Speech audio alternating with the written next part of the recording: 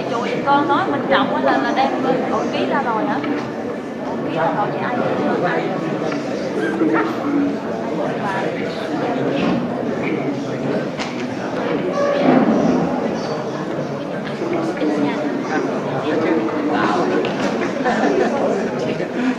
chị có kịp làm gì con ra đâu.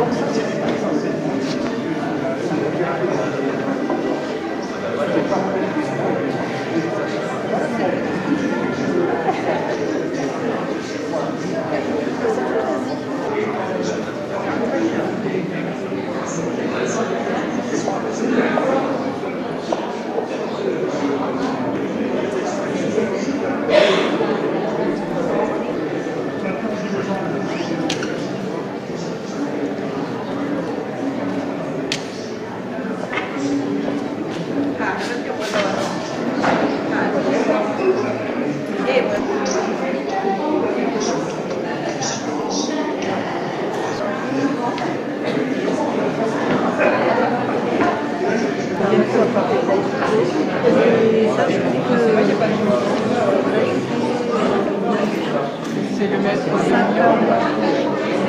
Il est responsable pour l'Amérique du Sud. Entièrement sur Kong pour cette belle introduction à cette 8e fête du Bouddha. Madame Catherine Zuber, représentant le président Richette, le président de la région Alsace, Monsieur Olivier Litz, représentant le maire de Strasbourg, Monsieur Ries, Père Beuglin, représentant de Monseigneur Gralet, Monsieur Ludwig Hoffmann, représentant Monsieur Collange, président des protestants d'Alsace, Monsieur Kochik Goutpa, représentant la communauté hindoue en Alsace. Vénérables de toutes les traditions, révérends, chers amis et chères amies.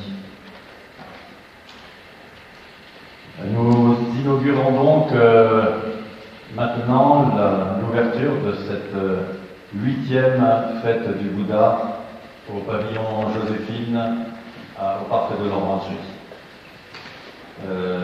Ce matin, en arrivant et en voyant le rideau de pluie qui s'abattait sur nos têtes, je me suis rappelé ce que j'avais entendu dire en Thaïlande lors d'un voyage, d'une situation à peu près identique, où un orage extrêmement violent s'était déclenché pendant une cérémonie, où tout le monde était trempé.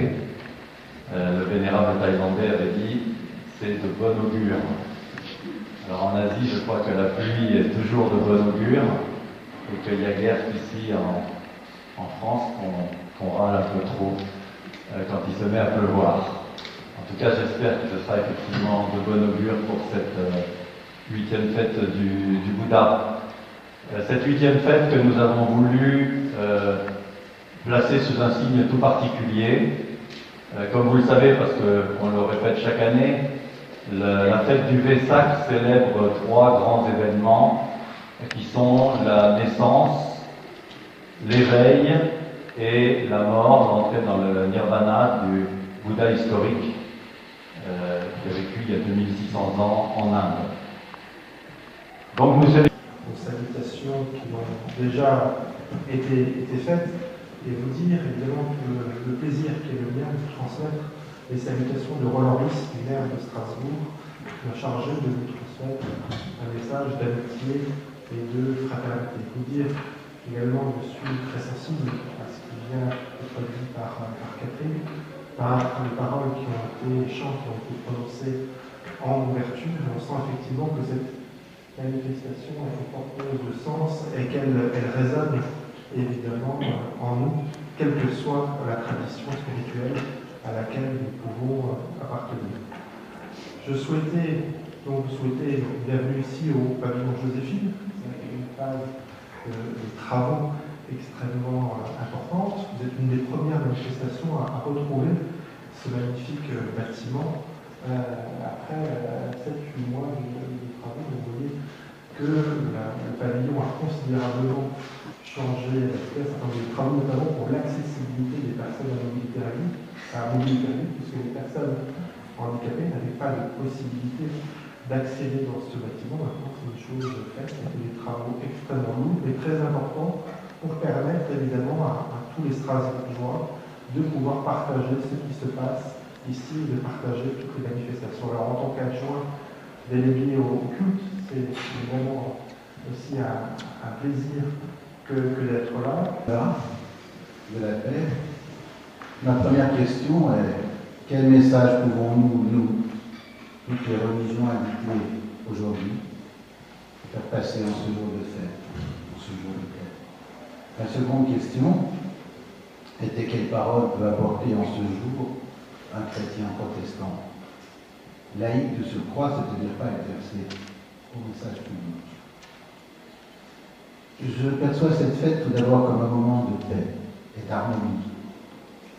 Comment ne pas souscrire à cette idée en étant instruit des paroles du Christ? Nous portons une responsabilité pour cette fête, en tant qu'humains dignes de ce nom, et peut-être plus encore en tant que représentants ou porte-parole de nos communautés religieuses. À Strasbourg, berceau de l'humanisme régnant, comme le rappelle souvent notre maire, mais aussi siège du Parlement européen qui exprime la voix de nos représentants du peuple, faisons que ce message de paix, porté aujourd'hui notamment par Bouddha, soit un exemple universel. Faisons que cette fête qui nous réunit soit un symbole, au moment où bouddhistes et musulmans se déchirent en Birmanie, au moment où hindouistes et musulmans se battent en Inde, où les chrétiens sont persécutés au Moyen-Orient ou en Afrique du Nord, où la tension reste vive entre juifs et musulmans en Israël et en Palestine. J'aurais pu citer encore d'autres faits de violence sur notre globe, mais tout de même près de chez nous, ou chez nous. Que cette fête illustre que la paix est non seulement possible, mais qu'elle est vécue par une grande majorité sur cette terre, comme vous l'avez dit tout à l'heure, dans nos religions. Chers amis bouddhistes, chers strasbourgeois,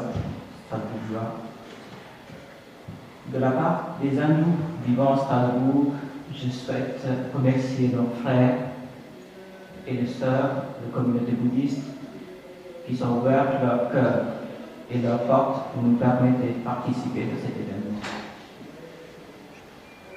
Nous sommes vraiment touchés et honorés d'être là aux côtés de cette journée spéciale de Machak. Notre joie est autant plus grande, comme vous le savez, que les derniers temps, l'hindou s'en souvent oublié. L'hindouisme n'est pas confiné aux rives de l'Indus et aux berges bondées de Gange ou dans les temples imposants de l'Inde du Sud. Swami Vivekananda ou Mahatma Gandhi ont fait sortir l'hindouisme des frontières du sous-continent indien pour le faire découvrir au monde. Non dans la but de convertir le peuple des autres civilisations, mais pour partager, échanger, apprendre les différentes croyances de cette magnifique planète. L'hindouisme et le bouddhisme ont beaucoup de points en commun.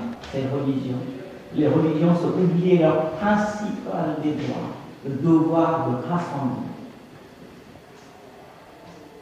Si vous voyez un fleur des 3 pétales, vous serez encore joyeux quand vous voyez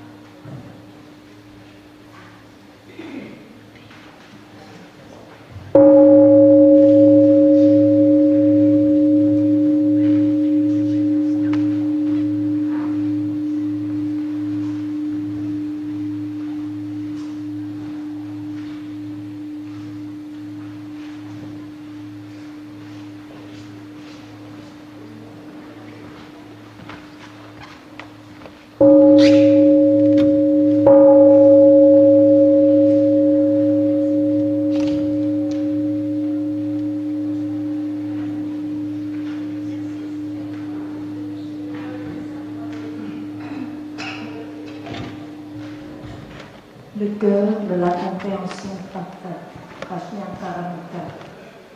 Le Bodhisattva Avalokita, en pratiquant la voie de la compréhension parfaite, posa son regard éclairé sur les 5 standards et les trouva pareillement vides après cette pénétration. Il dépassa toute souffrance et Kushariputra, la forme est vide et le vide est fond. La forme n'est pas différente du vide. Tous les bodhisattvas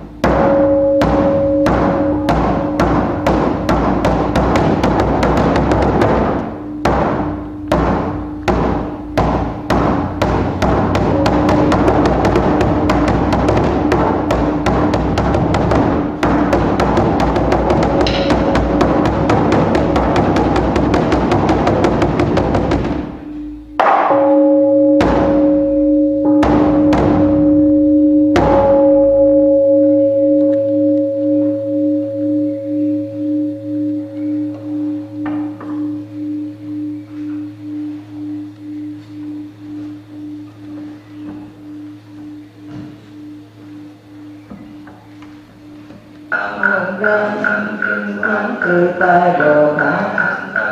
Nhà Ba La Mật Đa thời chiếu kiến ngụ ứng giai phóng độ nhân thế khổ ác xá lợi từ. Thì không không thức thì sáng sáng thức thì không thức thì sáng không. Cũng như thì xá lợi vân. Thân bất duyên bất ngao bất tình bất tăng bất dần niệm bộ bất trung vô sát vô tô tự hành thức vô dạng dị tỳ địa tân nghi vô sát thân hương vị xúc pháp vô nhạc giới đại chi vô hỷ thân giới vô minh diệu vô minh thần hải chi vô lão tự diệu vô lão tự tận vô khổ tận diệu cao vô chi diệu vô đăng chi vô sa đa vô đề tam đà đi bán nhà Ba La Mật Đa vô tâm vô quái ngại vô vô điện đi điên đạo một sự tự sanh niết bàn tâm thế chư Phật vi hành nhà Ba La Mật Đa.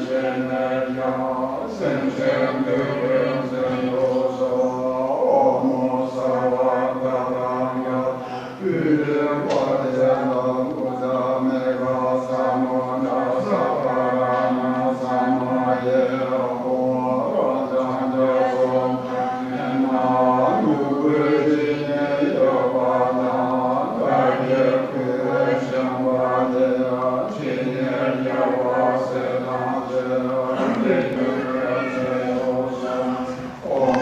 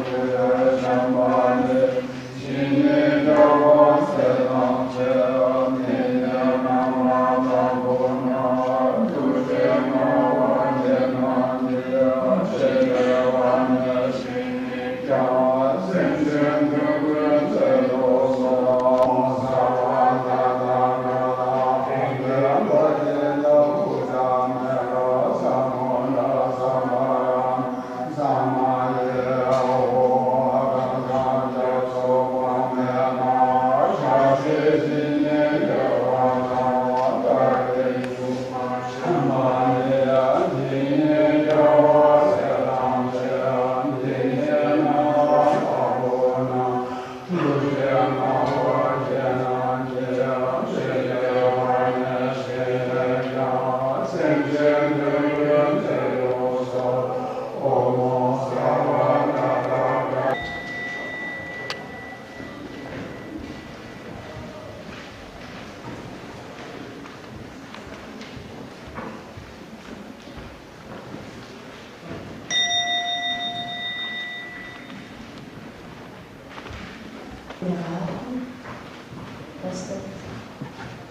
amis, je voudrais vous partager quelque chose de très court avant de vous offrir une invitation. Peut-être quelques-uns d'entre vous ne savent pas que le Bouddha n'est pas un Dieu. Le Bouddha est un humain comme nous tous. Mais il a trouvé le moyen de surmonter ses difficultés, sa peur, ses souffrances, pour toucher sa propre paix. Et quand il a touché sa propre paix, il a pu voir dénouer beaucoup de difficultés dans la vie. Et il a exclamé, il a prononcé cette exclamation. C'est étrange. Comme un être humain a tous ses pouvoirs, toutes ses capacités, de voir profondément la vie, de voir toutes les racines, les causes de leur souffrance et surmonter avec dignité, avec beauté. Mais ils ne savent pas. Ils ont tellement souffert. Et moi, j'ai pu trouver, et je dois trouver des solutions pour offrir à tous les êtres humains de pouvoir faire comme moi. Je pense le fait de s'asseoir.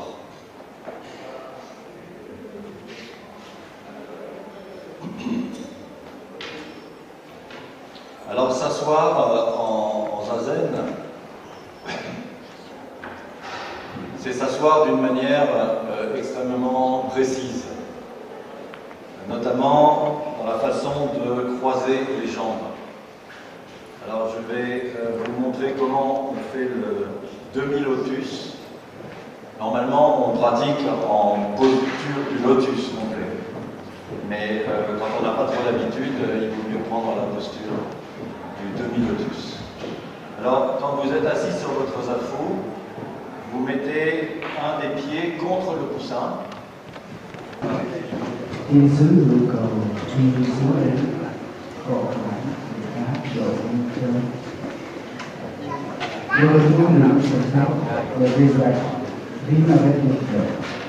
La motivation, on ne peut pas ignorer la belle fleur de lotus, qui symbolise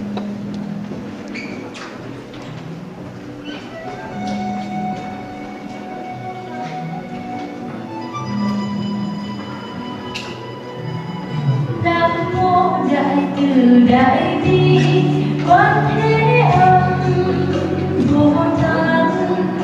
Nam mô đại từ đại bi quan thế âm vô tận.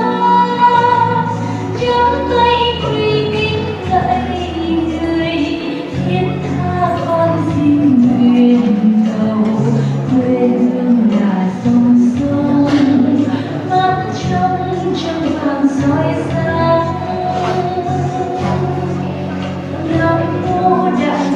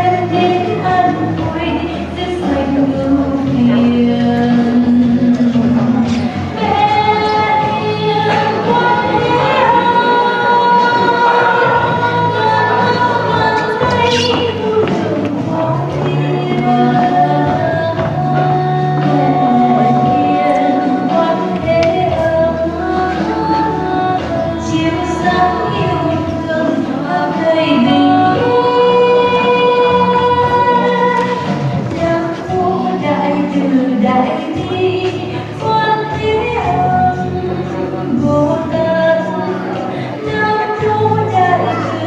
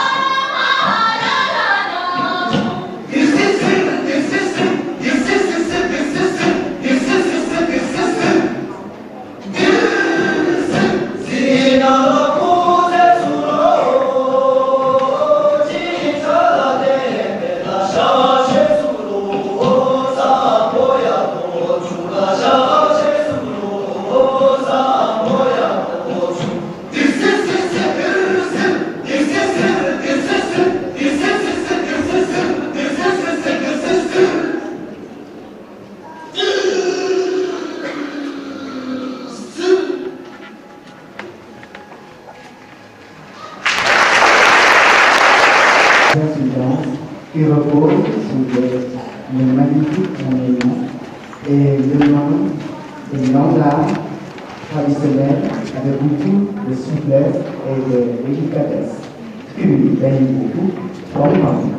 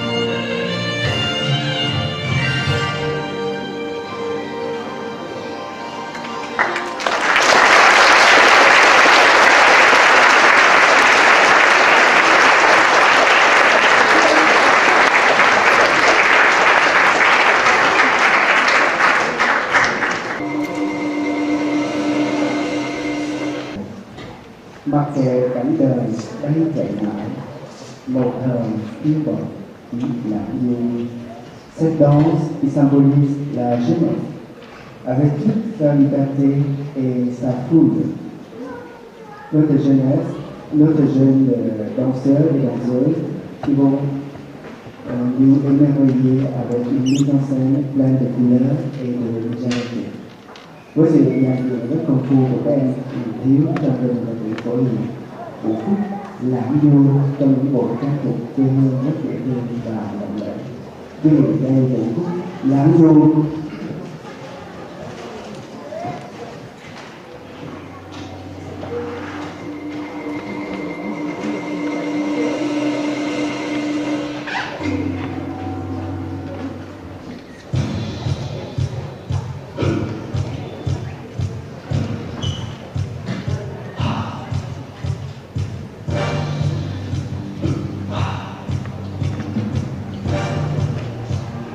Ah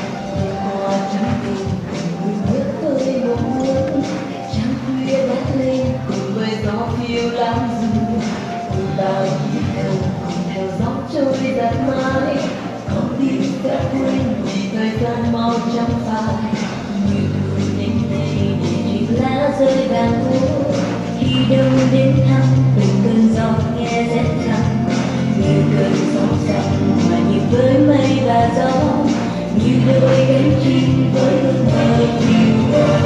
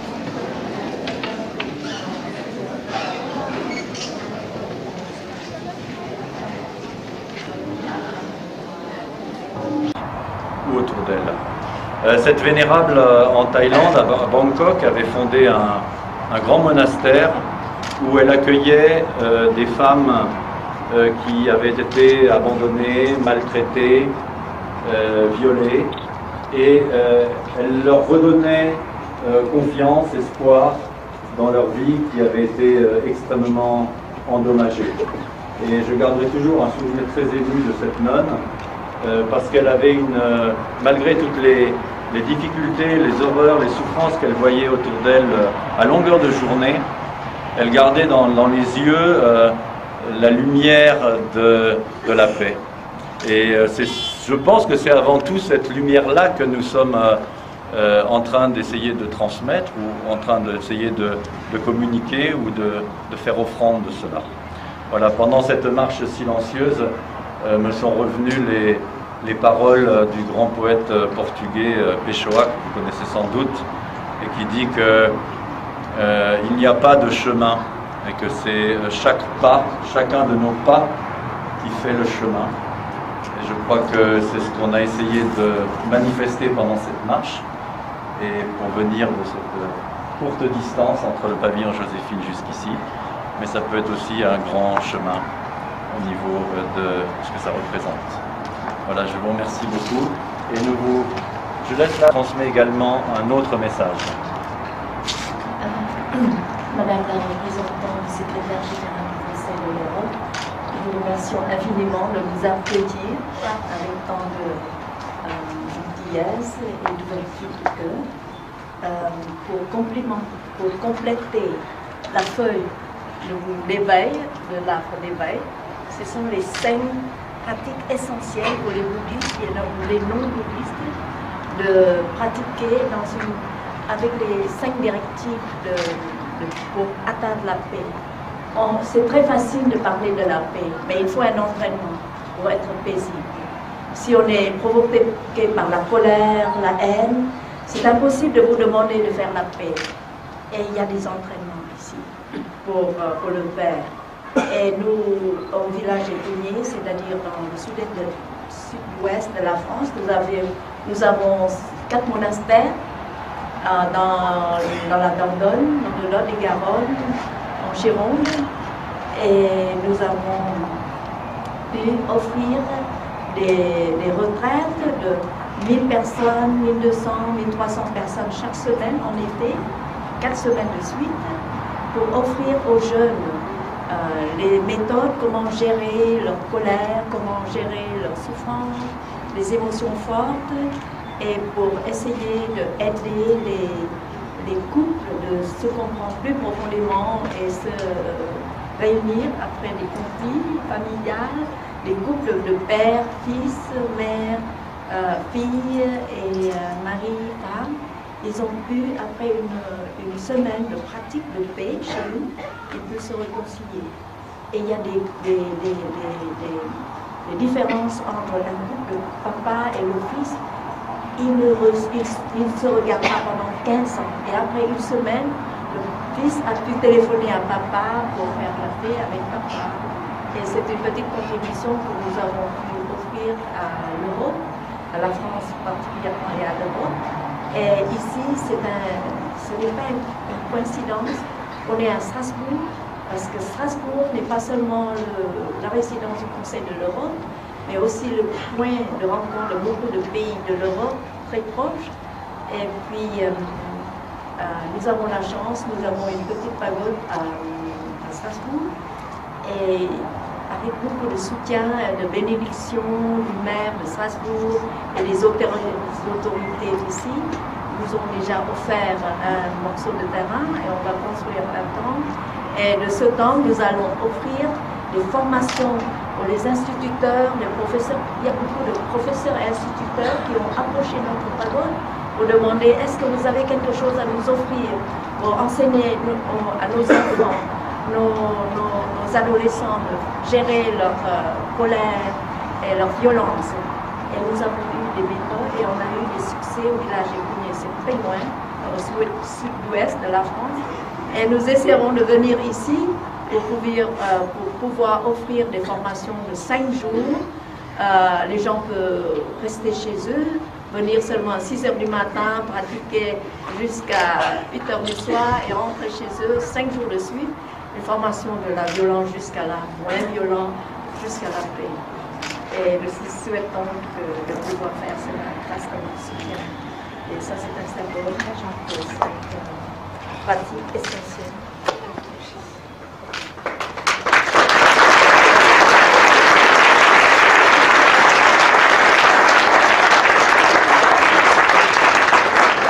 Voilà, et donc au nom de la communauté bouddhiste d'Alsace, qui est constituée de 5 communautés, traditions bouddhistes présentes sur le sol alsacien, je vous offre cette feuille dorée de l'arbre de l'éveil.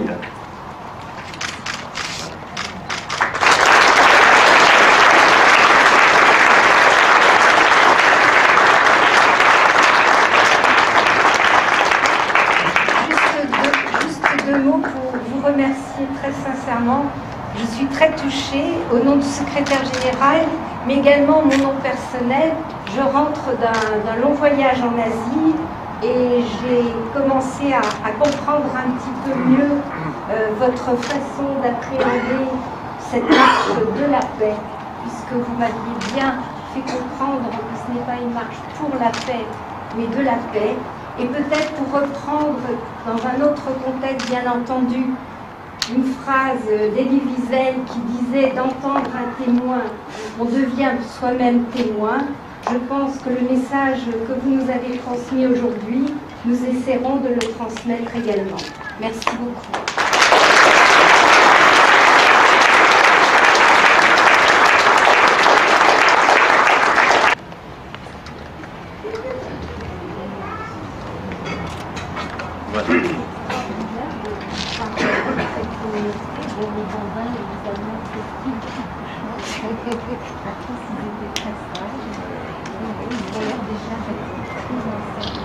Ils sont bien. C'est extraordinaire. On a dit grâce au soutien et grandir dans la vie. Sinon, ils sont beaucoup chacun doit faire un peu. Vous allez continuer. J'ai vu qu'il y avait un peu de rencontre interreligieuse qui se prépare le mois de juin. Oui, tout à fait, laquelle vous souhaitez passer. La communauté bouddhiste, c'est avec toutes les religions et la communauté bouddhiste.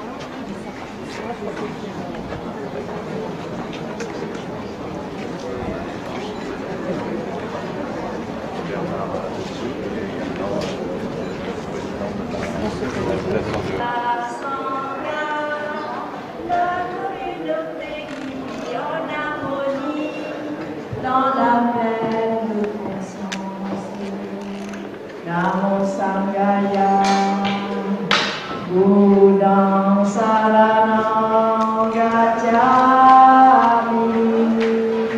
Dhammang Saranang Gacchami, Sanghang Saranang Gacchami.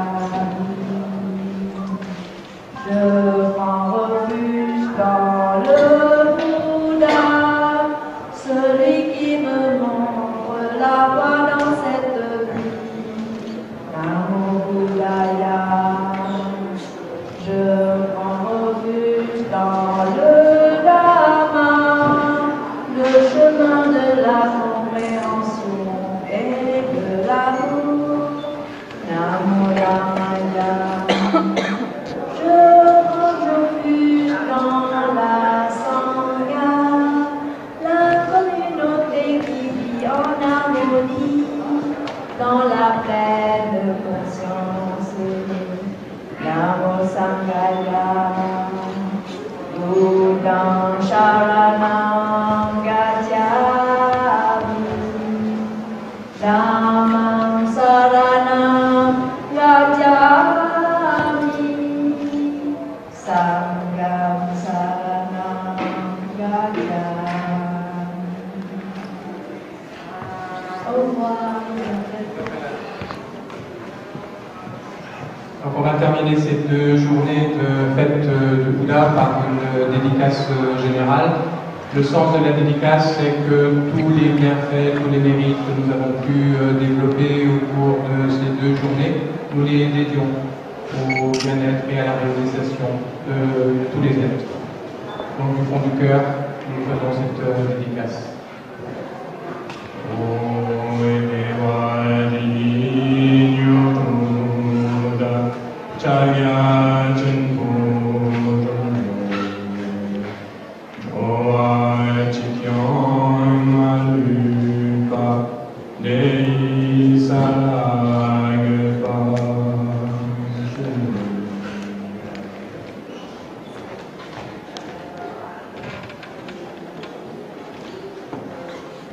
Donc maintenant vous avez encore un peu de temps pour visiter les stands si vous le souhaitez.